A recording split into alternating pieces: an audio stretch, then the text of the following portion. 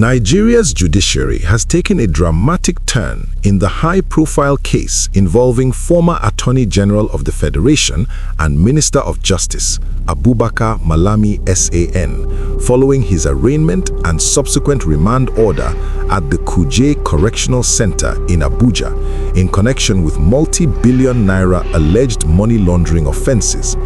The Federal High Court sitting in Abuja on Tuesday ordered that Malami, his son Abubakar Abdulaziz Malami, and their co-defendant Bashir Asabe remain in custody pending the hearing and determination of their bail application scheduled for January 2, 2026. The defendants had appeared before Justice Emeka Nwite, where they were formally arraigned by the Economic and Financial Crimes Commission on a 16-count charge involving allegations that span nearly a decade of alleged unlawful conduct. The charges, identified under FHC/ABJ/CR/700/2025, allege that between 2015 and 2025, Malami and his co-accused conspired to conceal, disguise, and retain proceeds from illegal activities through multiple bank accounts, corporate entities, and extensive high-value property transactions. And although all three pleaded not guilty to the charges, the judge ruled against granting bail at this stage, describing the earlier oral application for bail as inappropriate given that a written application had already been filed. The court adjourned the matter to January 2 for full consideration of the bail plea, leaving the trio to remain at the Kuje Correctional Centre in the interim. According to the charge sheet made available to the court, the allegations before the Federal High Court include large-scale money laundering and the unlawful acquisition of assets worth over 8.7 billion naira. The EFCC asserts that Malami and his son used one or more corporate vehicles, including Metropolitan Auto Tech Limited, to conceal the origin of funds running into billions of naira, including a reported 1.014 billion naira held in a sterling bank account between July 2022 and June 2025, and an additional 600 million naira lodged at various times between September 2020 and February 2021. The EFCC further alleges that some of the funds were used to retain cash collateral for loans obtained by Rehan Hotels Ltd, a firm linked to the defendants, despite the Commission's view that the monies were proceeds of unlawful activities. UBN and Union Bank accounts linked to Mithaq Hotels Ltd also feature in the charges, with claims that over R1 billion naira was flowed through these accounts with the alleged knowledge of Malami and his co-defendants. Several luxury properties in highbrow districts of Abuja feature prominently in the indictment, including a 500 million naira duplex on Amazon Street, Maitama, a 700 million naira property on Onitsha Crescent, Gariki, and other estates in Jabi, Rhyme Street, Maitama, Asokoro, and Efab Estate, Gwarimpa, which the EFCC says were acquired with funds that should have been classified as proceeds from unlawful activities. Bashir Asabe, an employee of Rahamania Properties Ltd, is alleged to have played a central role in facilitating several of the questioned property transactions and disguising ownership on behalf of the former AGF. Authorities have also listed a range of planned witnesses for the prosecution, including EFCC investigators, bank officials, Bureau de Change operators, and company representatives whose testimonies may be crucial in proving the Commission's allegations before the court. The court's decision to deny bail at this early stage follows arguments from the prosecution, led by counsel Ekele Iheanacho SAN, who urged the judge to refuse bail on the grounds that granting it before the prosecution was heard would amount to unfairness and could prejudice the interest of justice. The judge agreed, saying the prosecution should file its counter-affidavit before any bail decision is taken, a move that underscores the seriousness with which the court is treating the matter and the complexity of the charges involved.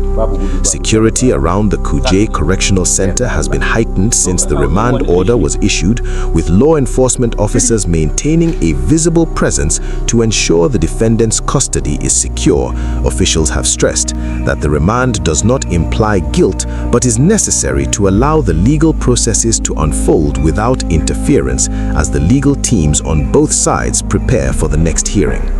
The arraignment and remand of a former Attorney General, once the Chief Law Officer of the Federation, has generated widespread public interest and media attention, in part because Malami served in that capacity for several years under the previous administration, and his tenure was marked by both high-profile prosecutions and controversies over alleged selective justice and political interference in prosecutorial decisions. Many Nigerians recall that during his time as AGF, Malami was noted for aggressively challenging court orders in some instances, including resistance to directives from the judiciary on various governance matters, making Tuesday's court order for his remand a sharp reversal of fortunes and a significant moment in the nation's ongoing battle against corruption. Legal experts say the court's handling of this matter could signal a new era of accountability if the process is conducted transparently and without undue influence, even as defense lawyers led by Joseph Daudu SAN argue that their clients are entitled to bail and should not be detained before the prosecution makes its case. The case against Malami and his co-accused forms part of a broader narrative of anti-graft enforcement in Nigeria, where the Economic and Financial Crimes Commission continues to pursue high-profile individuals over allegations of corruption, money laundering, and abuse of office. The EFCC's push for accountability has seen multiple former and current officials arraigned in recent years, with varying outcomes depending on the strength of evidence and judicial rulings. Observers note that while anti-corruption laws are strong on paper, enforcement and conviction rates have historically been uneven, often hampered by lengthy legal battles, appeals, and allegations of political protection for some individuals. In this case, the remand order reflects the court's willingness to allow the prosecution the opportunity to fully present its case before considering bail, a position that some public commentators view as necessary for high-stake financial crime trials involving alleged diversion of public funds. Nigerian citizens and civil society groups have been closely monitoring the proceedings, expressing both hope and caution. Many point to the large sums of money alleged in the charge sheet and emphasize the need for a thorough examination of the evidence, while others warn against premature judgment before the court delivers final rulings. Legal analysts say that the outcomes of this case could set important precedents for how high-level corruption matters are handled in the nation's justice system, especially in cases involving former public office holders who once held positions of significant power and influence. As proceedings continue, both the prosecution and defense teams are expected to file their submissions, including counter-affidavits and supporting evidence, before the bail hearing scheduled for January 2nd, 2026, which will be a key moment in this ongoing legal battle, during which the judge will weigh the arguments for and against granting bail, taking into account the interests of justice, the severity of the allegations, and the risk of the defendants absconding or interfering with witnesses. Ahead of that date, EFCC investigators and lawyers on both sides will likely be preparing their strategies, which may include presenting financial records, expert testimony, and documentary evidence to support their positions. Stakeholders across the country are watching closely, as the ramifications of the case could influence public perceptions of the effectiveness of anti-corruption agencies and the judiciary's independence in handling sensitive, high-profile matters. As this legal drama unfolds, Nigerians await further developments, including daily court updates, legal filings, and responses from both the defense team and prosecution.